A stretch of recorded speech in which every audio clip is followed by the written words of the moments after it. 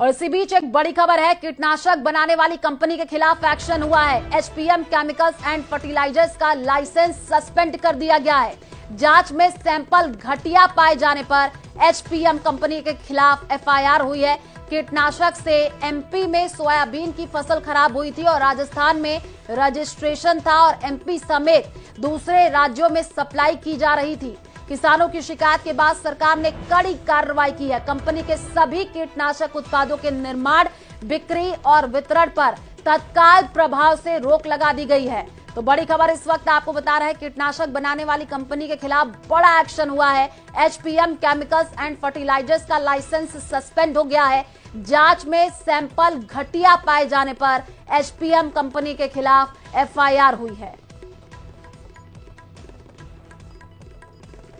तो बड़ी खबर इस वक्त, कीटनाशक से एमपी में सोयाबीन की फसल खराब हुई थी, राजस्थान में रजिस्ट्रेशन था और एमपी समेत दूसरे राज्यों में सप्लाई की जा रही थी। किसानों की शिकायत के बाद सरकार ने कड़ी कार्रवाई की है। कंपनी के सभी कीटनाशक उत्पादों के निर्माण, बिक्री और वितरण पर तत्काल प्रभाव से रोक लगा दी गई है। बड़ी खबर इस वक्त आपको बता रहे हैं, कीटनाशक बनाने वाली कंपनी के खिलाफ ये एक्शन हुआ है। एचपीएम केमिकल्स एंड फर्टिलाइजर्स का जो लाइसेंस है उसको सस्पेंड कर दिया गया है।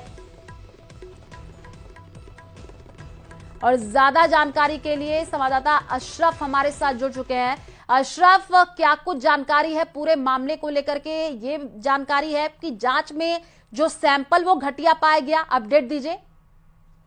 हाँ बिल्कुल, देखिए ये मामला असल में मध्य प्रदेश के विदिशा जिले का है, जहां से खुद केंद्रीय कृषि मंत्री शिवराज सिंह चौहान सांसद हैं। यहाँ पर पिछले दिनों सोयाबीन की फसल खराब हो गई थी। इसका खुद विदिशा में खेत में जाकर शिवराज सिंह चौहान ने जायजा लिया था और उसके बाद ही उनके निर्देश पर कंपनी के खिलाफ कार्रवाई की गई और साथ साथ ये भी आदेश दिए गए कि जितना भी इनका माल बाजार में है, जो वितरण के लिए है या दुकानों पे रखा है, उसको फौरन उस पर बिक्री पर रोक लगा लीजिए, उसे वापस बुला लिया जाए और कंपनी का लाइसेंस रद्द कर दिया जाए। जी बिल्कुल अशरफ, क्योंकि ये बड़ा एक्शन हुआ है और किसानों ने भी इसको लेकर के शिकायत दी थी, उसके बाद सरकार ने ये कड़ी कार्रवाई की है।